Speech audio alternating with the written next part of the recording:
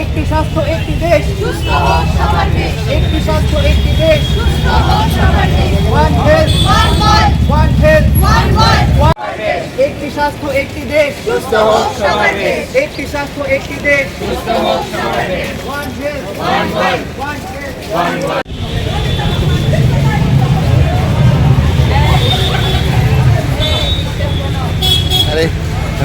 Actually 2022 সালে one health বলে একটা প্রোগ্রাম লঞ্চ হয়েছে।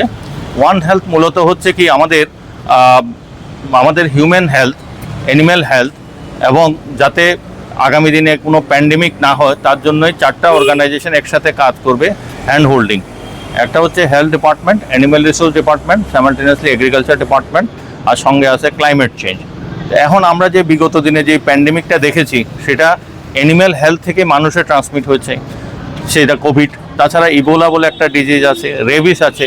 তো মানুষকে সচেতন করার জন্য আজকের এই সচেতনতা র্যালিটা শুরু হয়েছে। আজকে আমরা বলতে চাইছি যে এই যে ওয়ান হেলথ ডে উদযাপন, এই উদযাপন উপলক্ষে আমরা ওয়ান হেলথ বলতে কী বুঝি অলরেডি ডক্টর সুব্রত বলেছেন আপনাদের, যে মানুষের স্বাস্থ্য, প্রাণী স্বাস্থ্য এবং এনভায়রনমেন্ট, আমাদের যে পরিবেশ, সুস্থ পরিবেশ, এই তিনটে অ্যাকচুয়ালি অঙ্গাঙ্গিভাবে জড়িত। একটার মধ্যে যদি ইমব্যালেন্স হয় তাহলে আমরা বিভিন্ন রোগে আক্রান্ত হই।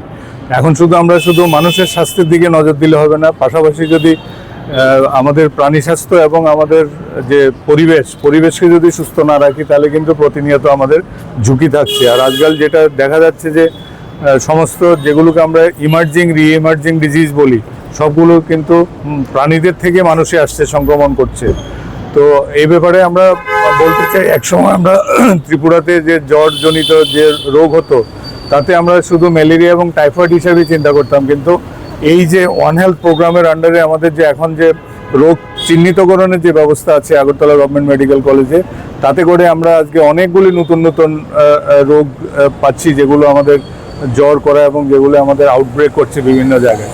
তো সেই জন্য আজকে সবাইকে সচেতন করা যে জ্বর হোক বা যে কোনো নতুন উপসর্গ দেখা দিলে বা যে কোনো ওষুধে যদি যখন কাজ না করে সঙ্গে সঙ্গে পরীক্ষা করিয়ে নেওয়া, স্পেশালি যে ওয়ান হেলথ রিলেটেড যে ইনভেস্টিগেশন সেগুলো যাতে করানো হয়।